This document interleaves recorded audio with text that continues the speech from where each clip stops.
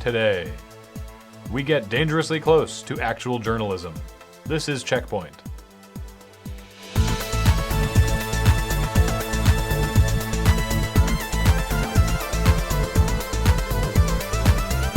Welcome to Checkpoint, where I just got back from a weekend of skiing. You didn't ski, you spent the whole weekend in the lodge drinking and playing Magic. Anything you do in a ski lodge is skiing. Man, you know what I wish I could do more often? Turn real money into different fake money. Lucky for me, Amazon is launching its own virtual currency. The new currency is called Amazon Coins, and consumers will be able to use it to buy Kindle Fire apps and make in-app purchases. Note, Amazon Coins are a special currency that you can only use for Kindle Fire apps, not on Amazon.com or anywhere else. Congratulations, Amazon! You've invented Amazon-branded Microsoft Points. You know, that virtual currency that everyone loves and doesn't find annoying at all. Amazon. On what planet is it more convenient to use real money to buy Amazon Coins rather than just pay money directly, using the credit card I would already have on file as part of my Amazon account? A brand new triple-named Castlevania game, Castlevania, Lords of Shadow, Mirror of Fate, is coming out next month for the 3DS. Dave Cox, the head of Konami's UK studio, mentioned that despite always being intended as a 3DS title, all the game's assets were made in high def and then downsampled for the 3DS. Cox implied that, maybe if it sells well enough on the 3DS, you might be lucky enough to buy it again on a big boy console. Tecmo Koei is trying to fix its mistakes by re-releasing Ninja Gaiden 3. The game, which made its debut as an Xbox 360 and PS3 title just last year, was widely panned for its ultra-streamlined, read that as shallow, dull, and unfun gameplay, and earned a Metacritic score of just 55. But now that Tecmo Koei have fixed all those problems for the Wii U's Ninja Gaiden 3 Razor's Edge version of the game, the company has decided to port the Wii U version back to the 360 and the PS3. Smart move, guys. There's really no better way to take the bitter sting of paying $60 for an awful game out of your mouth than paying for it again.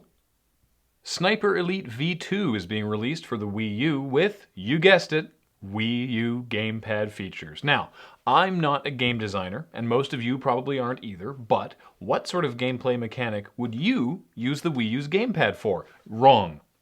You can use it as a map to mark booby traps, track enemies, and monitor the blast radius of explosives, and not as a surrogate sniper scope in practically the only game where that kind of augmented reality crap would make sense. And while you're at it, same thing, make another Pokemon Snap. Fans of Witchers take note, The Witcher 3, The Wild Hunt is the last game in the Witcher series. Maybe, possibly, probably not. Although the game's press release is hyping The Wild Hunt as the last Witcher game, CD Projekt Red's CEO, Adam Kaczynski, is having some sort of inter-office dispute with his PR department. According to an interview Kaczynski gave to the Polish press, The Witcher 3 might be wrapping up the current story, but the franchise as a whole will continue.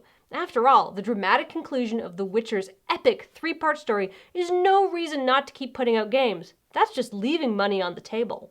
Microsoft is killing off its XNA toolset, the low-end development platform that was used primarily by developers to create Xbox Live indie games.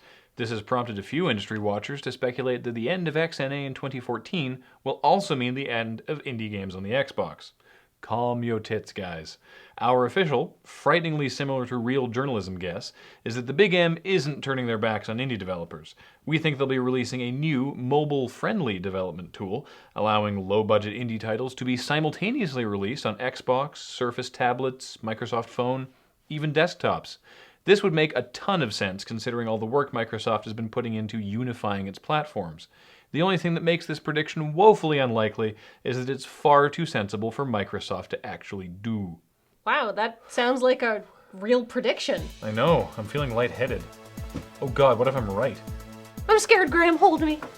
I can't feel my face.